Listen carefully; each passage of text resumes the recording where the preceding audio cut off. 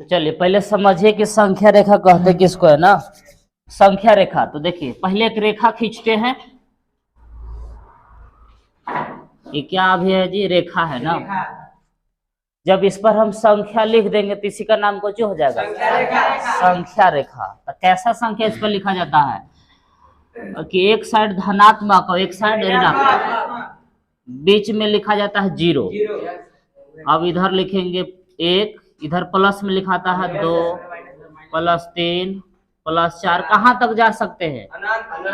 Plus infinite बने अनंत। और पीछे आएंगे ऐसे कि -1 -2 -3 डॉट डॉट जहां तक आपको जाना है, -4 -5 कहां तक जाएंगे? माइनस इन्फिनिट तक, यही ना।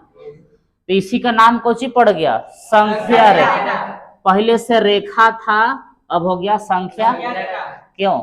क्योंकि इस पर संख्या लिख दिए ना। तो डेफिनेशन कैसे लिखिएगा कि वह रेखा जिस पर धनात्मक संख्या, ऋणात्मक संख्या तथा शून्य संख्या को दर्शाया जाता है उसे संख्या रेखा कहते हैं। तो देखिए बाएं तरफ कौन संख्या है जी? बाएं तरफ कैसा संख्या है? ऋणात्मक संख्या। इधर ऐसे लिख सकते हैं कि इधर है ऋणात्मक संख्या। तो इससे क्या समझ में आया जी कि ऋणात्मक संख्या को बाएं तरफ और धनात्मक संख्या को दाएं तरफ। यहाँ शून्य को मूल बिंदु भी कहा जाता है। तो चलिए इस चित्र को बना दीजिए आप।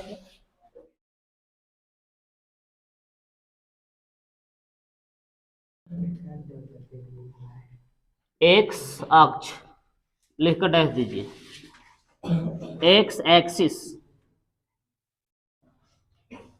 लिख दिए। तो देखिए जी, तो अभी हम क्या बना रहे हैं? संख्या रेखा बना रहे हैं। इधर लिखते हैं एक्स डैश और इधर लिखते हैं एक्स और बीच में लिखते हैं 0।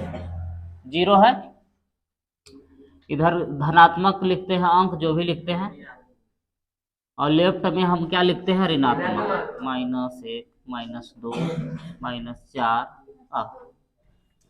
ये क्या है? ये संख्या रेखा ना है। ये बोर्ड को हम क्या बोलते हैं? तल है। तल कहिए, तल का अंग्रेजी होता है प्लेन, और प्लेन माने समतल भी होता है। समतल ना बोल के लोग शॉर्ट में तल बोलते हैं। हाँ, समतल। तो उतना बढ़का बोले में खराब लग रहा था, क्या बोल देते हैं? तल। तल माने वही, यही तले है ना जी। कि किसी तल में किसी बिंदु की स्थिति को निर्धारित करने वाले क्षैतिज संख्या रेखा को या रेखा को एक्स अक्ष कहते हैं। चलिए चित्र बना दीजिए। 0 को यहाँ हम क्या बोलेंगे? मूल बिंदु। मूल बिंदु है 0 को यहाँ मूल बिंदु कहेंगे। लेफ्ट साइड वाला के ऋणात्मक एक्स अक्ष, राइट वाला के धनात्मक एक्स अक्ष। तो छाप दीजिए।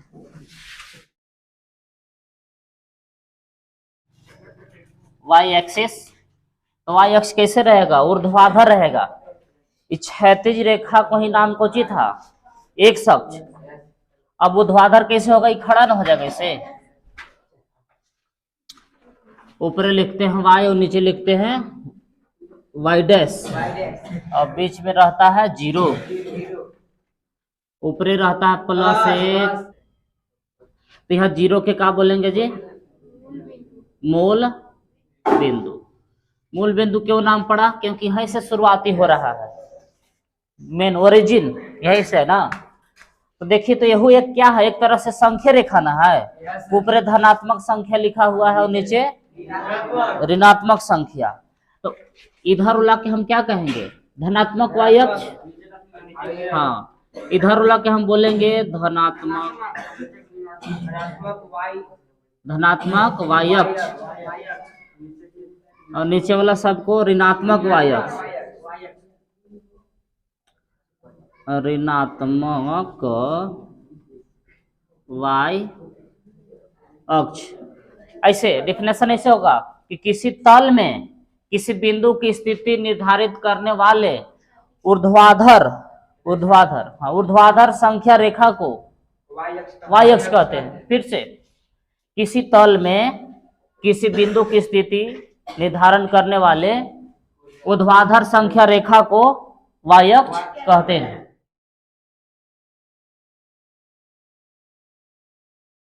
ये तो समझ गए कि ऊर्ध्वाधर संख्या रेखा को क्या नाम देंगे, y अक्ष। तो 0 से ऊपर धनात्मक y अक्ष, 0 से नीचे ऋणात्मक y अक्ष, या 0 का मूल बिंदु कहा गया है। अच्छा, पीछू तो एक अक्ष था, ओकरो में क्या कहा गया था, मूल्य बिंदु ना। लेकिन अब इसी को थोड़ा सा हम इसी में मिक्स कर देते हैं, किसको, एक अक्ष को भी मिक्स कर देते हैं, मिला देते हैं ना। दोनों अक्ष को हम एक के साथ खींच दे रहे हैं, एक और ऐसे अक्ष मिलाते हैं। सॉरी लड़ाई करवा देती दोनों। तो देखिए बंटवारा हो गया जी, यहाँ 0 था, यानी एक अक्ष। ये तो खड़ा वाला क्या है, ऊर्ध्वाधर संख्या रेखा है जिसका नाम है y अक्ष।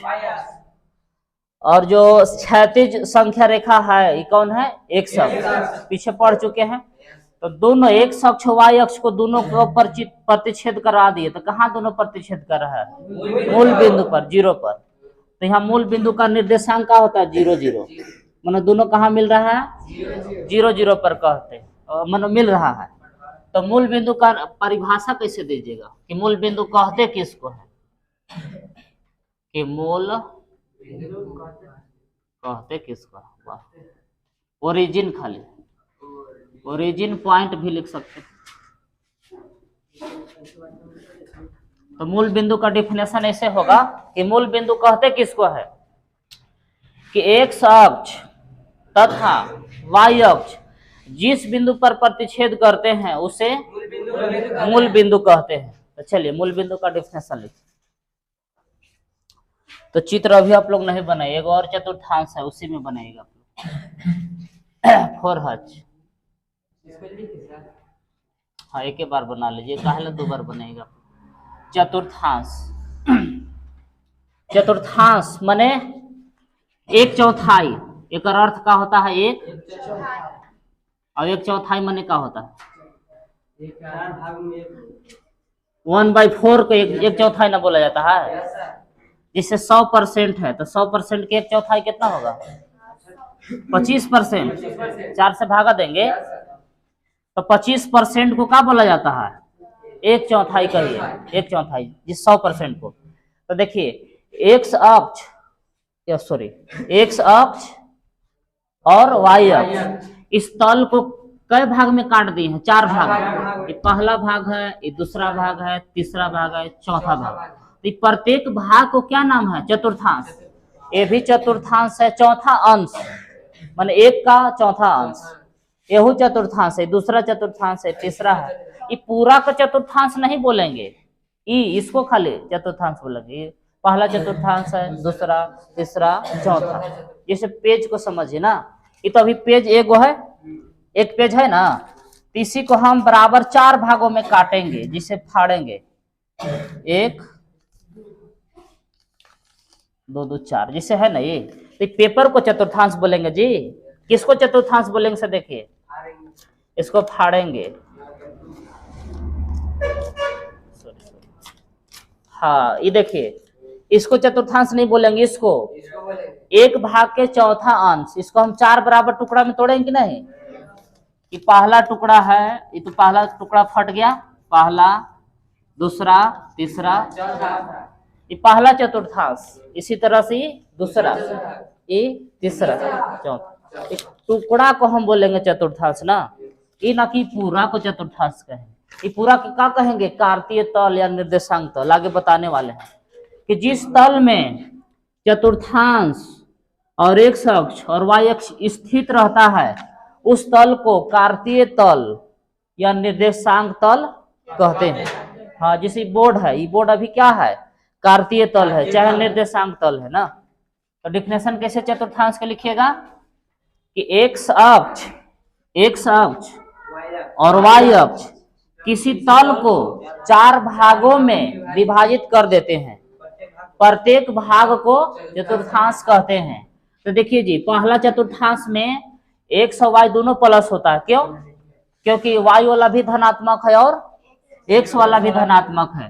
कौन चतुर्थांश है, प्रथम चतुर्थांश। और प्रथम चतुर्थांश में x का भी मान प्लस और y का भी मान प्लस है ना, x भी धनात्मक और y भी धनात्मक। चलिए, यानी कि पहले x लिखा जाता है तो प्लस 100 होता है और प्लस y भी, पहले x तब y। दूसरा चतुर्थांश में देखिए, पहले x लिखा जाता है तो x का वैल्यू एन का होता है माइनस। चतुर्थांश है दूसरा, x का मान यहाँ माइनस होगा और y का होगा प्लस, क्योंकि y का मान इधर प्लस ही ना होता है और x का मान माइनस। और जब हम लोग तीसरा चतुर्थांश में आएंगे तो देखिए x, पहले तो x लिखाता है तब y, कौन प्लस होगा, x का भी मान माइनस, y का भी मान कुछ है माइनस। ये कौन चतुर्थांश है, तृतीय यानी तीसरा चतुर्थांश ना। अब आइए चौथा चतुर्थांश में, फोर्थ क्वाड्रेंट ना जी। चौथा चतुर्थांश में देखिए, पहले x लिखा जाता है तब y, कौन प्लस और कौन माइनस, x प्लस ना, x प्लस लेकिन y माइनस। तो चतुर्थांश आपको ऐसे भी पहचानने के मिलेगा कि प्लस x और माइनस y देवल रहेगा। पूछा कि कौन चतुर्थांश है तो समझ के बताइएगा ना, या बिंदु रहेगा इससे कि -1 और -3, बताइए कौन चतुर्थांश में जाएगा ये। हाँ, दोनों माइनस है तो तीसरा में जाएगा ना। 3 और 4 है या 3 2 5 है, कौन चतुर्थांश में स्थित होगा, कहा कि दोनों प्लस है, प्रथमे में होगा, कन्हू यही कर होगा। अच्छा बताइए ये कौन चतुर्थांश में होगा, x plus Y minus, x plus Y minus, यानी चौथा चतुर्थांश है ना, ऐसे पहचानना पड़ेगा आप लोग। तो ये जो फिगर वालों रहे ना, इसको छाप दीजिए।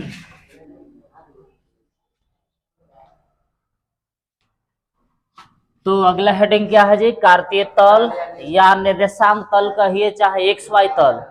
अंग्रेजी में बात किया जाए तो कार्टेशियन प्लेन, कोऑर्डिनेट प्लेन या X Y plane. X Y plane क्यों नाम इसको पड़ा, क्योंकि देखिए जी, इधर से उधर चलेंगे तो एक्स मिलेगा, ऊपर से नीचे चलेंगे वाई। जैसे अब हाथ बताइए हम किस तल में ले जा रहे हैं, एक्स। आगे मन हम जाए तो ये एक्स में जा रहे हैं, पीछे आ रहे हैं तो, लेकिन हम ऊपर जाएंगे तो वाई। तो बोर्ड में बस 2 तल अभी है, एक्स ऊपर नीचे वाई। हाँ, एक और ऐसे रहता, आगे के जाते तब एगो जेड तल होता। हाँ वो है, अभी अभी आप लोग के नहीं पढ़ेला है, अभी मान जाइए, बस आप लोग के एक्स वाई पर काम चल रहा है ना। तो अब कार्तीय तल किसको कहते हैं, तल किसको कहते हैं, जिस ये बोर्ड एक तरह से कोची है जी, तल है, समतल है, मतलब प्लेन है ना, ये बोर्ड एक तरह से तल है। कैसे डिफिनेशन लिख सकते हैं कि जिस तल में चारों चतुर्थांश और एक अक्ष तथा वाई अक्ष स्थित होता है, उसी को क्या कहते हैं, निर्देशांक तल, कार्तीय तल। फिर से एक बार क्लियर ना, एचडी क्वालिटी में, कि जिस तल में एक अक्ष, वाई अक्ष तथा चारों चतुर्थांश स्थित होते हैं, उसे कार्तीय तल या निर्देशांक तल या एक्स वाई तल कहते हैं। लिखिए एक कोची है, एक्स निर्देशांक या भुज, मतलब कहेंगे किसको, तो एक्स अक्ष पर जितना अंक है ना, एक्स वाला मान को ही क्या कहा जाता है, एक्स निर्देशांक या भुज। एक्स का जो भी वैल्यू है, जैसे x बराबर 2 है तो क्या दिया हुआ, एक्स निर्देशांक है, या इसको भुज बोलेंगे, भुज। तो एक्स वाला वैल्यू को, लेकिन डिफिनेशन ऐसे है, जैसे x का मान 4 है ना, तो इसको कहां से दूरी मापिएगा, x बराबर 4 है, हेलो नहीं समझिए बात को, x बराबर 4 है तो हम समझ रहे हैं कि x बराबर 4 यहाँ है ना, लेकिन इससे केकरा से दूरी तुलना करेंगे तो y अक्ष से। हाँ, कि y अक्ष से कितना दूर पर है तो 4 इकाई पर दूरी पर ना है, किससे दूरी पर है तो y अक्ष से। तो कह सकते हैं उल्टा होता है हमें कि x का निर्देशांक लिखेला तो कहां से दूरी मिलाएंगे, y से। तो कह सकते हैं कि y अक्ष से किसी बिंदु की लंबवत दूरी को क्या कहते हैं, x निर्देशांक कहते हैं। हाँ, मैंने x वाला वैल्यू केकरा से पता होता है तो y अक्ष से।